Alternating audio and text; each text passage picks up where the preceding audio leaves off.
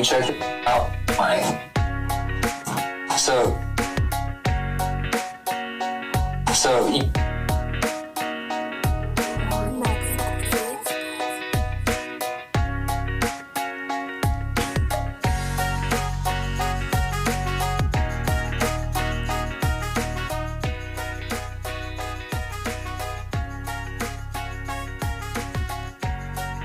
hello everyone. How are you doing today? Today's conversation is for instructors, choreographers, DJs, event planners, and line dance leaders who are still showing up for other people's enjoyment while quietly walking through your own pain. Have you ever driven to class with tears in your eyes, fixed your face in the rearview mirror, and then walked into the room ready to cue up people and smile and hype everybody up? This episode is for you. Welcome back to Psychology on the Dance Floor, where we explore how rhythm, movement, and community shape the mind, body, and soul.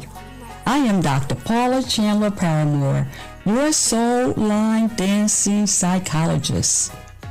I want to talk with you about what it means to teach while healing, to hold space for other people's bodies when your own body is carrying grief, illness, depression, injury, and just pure exhaustion. That comes from being responsible for other people's stress response. We're going to explore 3 core questions. What does it actually mean to teach while healing? What is holding space and what it isn't?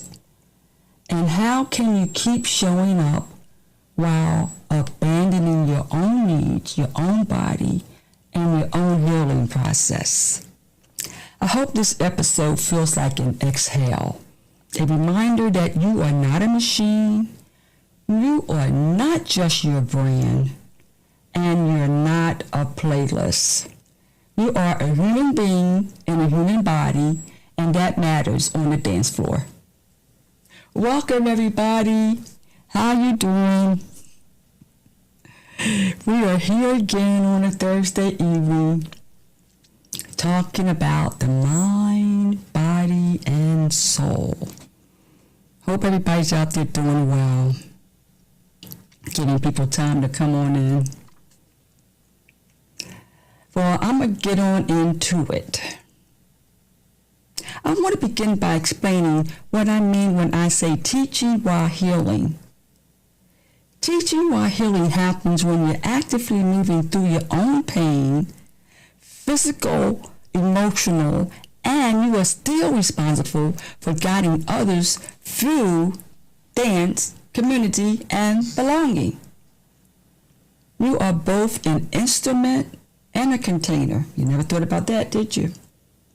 Through all of this, people see you as a role model, teacher, and demonstrator, and expect you to show up in that role. And at this very same time, your body is carrying grief, stress, trauma, and fatigue. Teaching while healing might look like going through a breakup or divorce and still showing up. Coming back to class after a funeral or loss in the community. Teaching with chronic illness, chronic pain, and lingering injury that you just learned to push past. Navigating depression or anxiety while being the energy that everybody expects when they see your name on that flyer. What often happens is that we tell ourselves, let me just make it through this class. I'll deal with all that later. And then later never really comes. As the saying goes in psychology, described by Dr. Vanderkolk, the body keeps the score. Here's something we will not say out loud. We don't teach despite of our pain. We often teach because of it. Because movement saves us, music regulates us, and the dance floor holds us. Hey, Teresa, I'm glad you made it. I'm glad you found the podcast. I'm hoping that it'll get out there for people. People having a little difficulty finding the podcasts. Learning this social media stuff is something, but it keeps you moving. Keeps you moving. And let's just say, what do we do when we're overloaded and we're trying to get ourselves together? What do? We keep on teaching. We keep on playing music, and we keep on planning events. Because teaching, planning, events, and DJing structures, they give purpose. These things remind us who we are when everything else feels shaky. And here's the clinical part, y'all. Teaching and dancing can quietly become coping strategies to move through our pain. Notice when teaching becomes the only place you feel seen, the only place you feel grounded, and the only place that you feel okay. That's really something. Actually, the class starts holding you. When we don't acknowledge our own pain, it doesn't disappear. It shows up as tense muscles, headaches, irritability, insomnia, and numbness, or feeling physically present but not really present. We all know that song. Your body's here with me, but your mind is on the other side of town. Yeah, you can be in your class, but your mind can be somewhere else. As you listen, I would like to invite a bit of curiosity, just a little bit. Just notice your body right now in this present moment. Where are you carrying the weight of what you've been going through lately? Is it in your jaw, your chest, your lower back, your stomach? You don't have to fix anything just yet. Just notice. My body has been holding a lot while I've been holding everyone else. Wow. Now, holding space.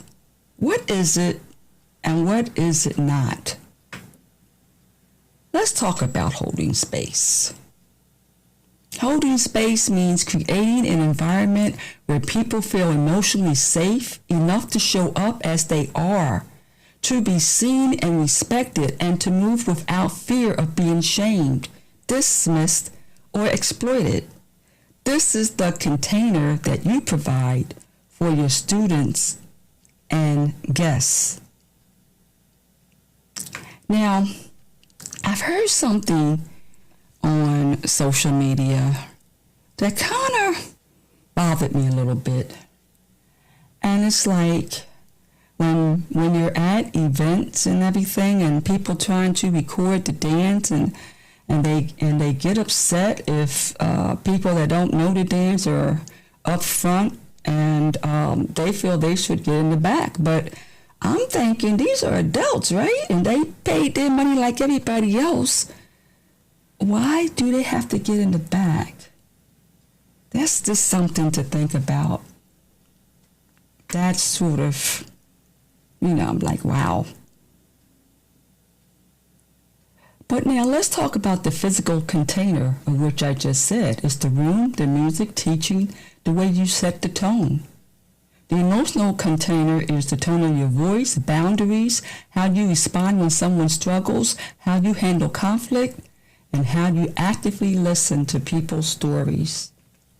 Holding space is you saying with your presence, you are allowed to be here. You are allowed to move how you can. You are allowed to feel what you feel.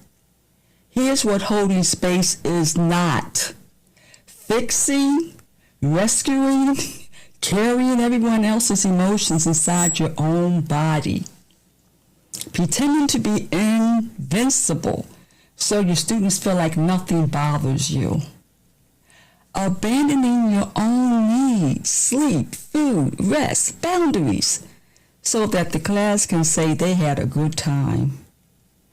Healthy holding space requires dual awareness, the ability to stay connected to your inner being while also attending to your class. Dual awareness sounds like I'm aware that my ankles is talking to me right now. I'm watching the back row to make sure they're getting that routine. I notice my chest is tight. My energy is low today. And I see that the room is plain, full, and engaging. As dance leaders, our superpower is our ability to attune to our bodies. We need the room. We read the room. As in reading people, we read it with our sensations, micro-expressions. The downside is that we soak up more than we can handle if we're not careful. So I want to ask you, when you're teaching,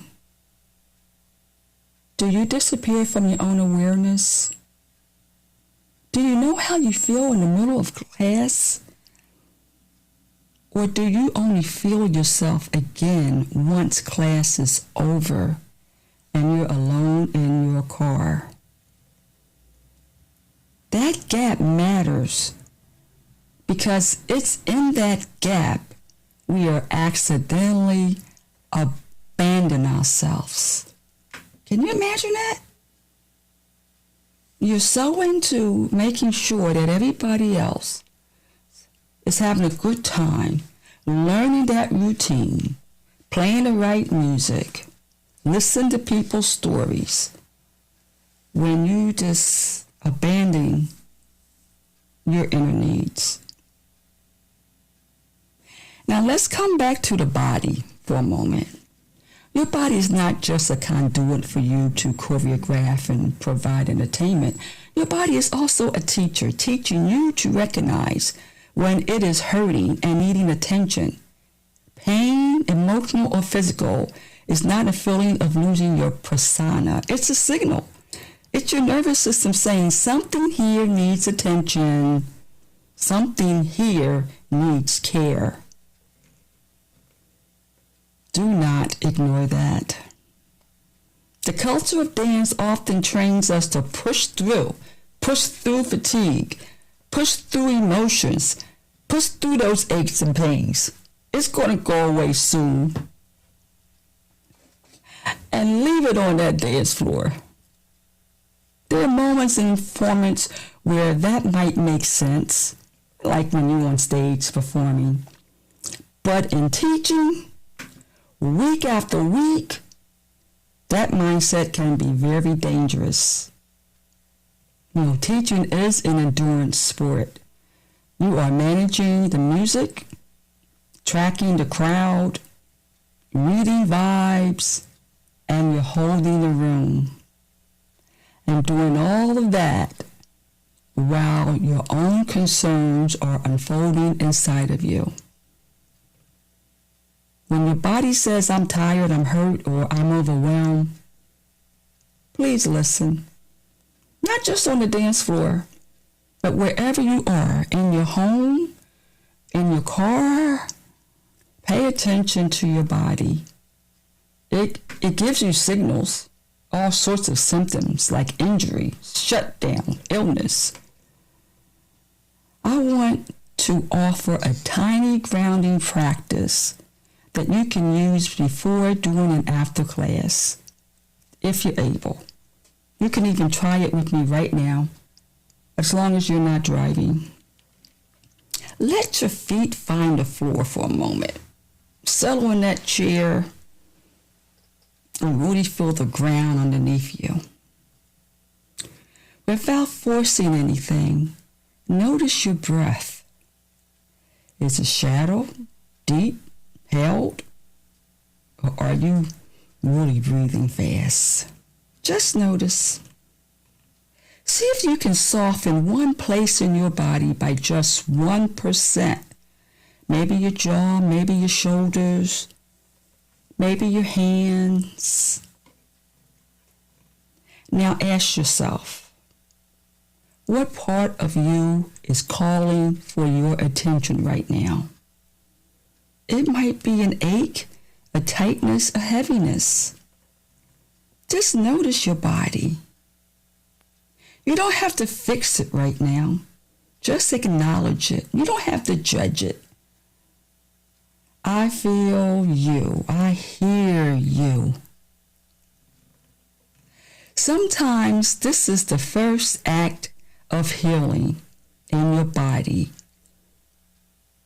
If your body could speak freely about what it has been carrying while you teach, what would it say? I'm tired, I'm scared, I need help. I need a break between songs. And if the information that I've shared with you so far has resonated with you, that you're actually going through some of these things, and you know someone else that might be going through it, share this podcast. You can find it on Facebook. My name, Paula Chandler Paramore. And believe the link is Soul Line Dancing with Paula. Somehow I must have changed that. But I'm sure somebody can use some of what I am talking about right now. Maybe someone that's in the hospital that you know. You know, it's funny. I have to share this little story with you. The last podcast, oh my goodness, everything happened. I found out that a family member was rushed to emergency with a massive stroke. Then I find out a very dear old friend of mine, Miss Terry, she's 98 years old, passed away. All while the time of the podcast. And I was holding space for myself. I was. With being mindful of how I was really feeling. And with that dual awareness of something that you're doing right at this moment. And then being aware of what you're going through is so important. So I would like to offer you some strategies for holding space for others without abandoning yourself. Here are a few strategies for holding space. Strategy 1, name what you are feeling. Grief, burnout, injury. Recognize how you are feeling. Changes how you plan your class. You might teach more slower dances or decide that you're going to demonstrate more modifications in the class. Share with your trusted students and co-leaders that you're going through something and need some time to heal, and that you're teaching more low-impact dances. Strategy 2, build micro boundaries into your class. Now, they don't have to be all dramatic and deep and all. Just schedule real water breaks instead of pretending you don't need one. Or dropping in slower grounding songs between 2 high-impact routines because you need a break. And so does your students. Setting rules at the beginning of class is so important. Listen to your body. Good thing to tell your students. Sit down if you need to. You will catch up when you get back on the floor. Also, allow yourself to lean on older routines when you're tired. Oh, we're forgetting about the old routines. The oldies but goodies. The one that stood the test of time. You do not owe the world new choreography all the time, especially when your spirit is drained. Sometimes the body needs the comfort of something it already knows, like Running Man. Oh my God. Strategy 4. What you hold on the floor needs some place to go. Again, I'm going to repeat that. What you hold on the floor needs some place to go. That might be therapy, a peer check-in, or journaling, or your own embodied practices like stretching, slow walks, just dancing in your living room. Strategy 5. Understand your limits. There will be days when the most ethical, loving choice is to cancel, to shorten class, or to bring in a guest instructor. And there's nothing wrong with that. I have done it many times. That doesn't make you weak or whatever. It gives yourself some self-care, especially if you have things to do. Your body is the primary instrument of your work. Self-care is required, such as a good soak in the bath with Epsom salt, massage therapy, aromatherapy. So ask yourself, what is one boundary I could introduce into my next class that would give me a little more room to breathe? It might be as simple as starting on time and ending on time. So you don't always have to rush. Anybody that's been to my class knows I'm going to start on time and I'm going to end on time because I have things to do. And in closing, I want to give a blessing for instructors who are still healing. If you are an instructor holding space through your own pain, there is nothing wrong with you. You're not unprofessional. You're human. You're not weak. You are a human being who has been entrusted with other human beings, and that is sacred. Here is my blessing for you. May your classes be places where your body is honored, not sacrificed. May your choreography make room for your healing, not just your hustle. May your students learn not only steps, but also boundaries and self-respect. May you remember that the first nervous system you are responsible for regulating is your own. And as always, remember to choreograph on purpose, teach on purpose, dance on purpose, and live on purpose. But most importantly, have fun.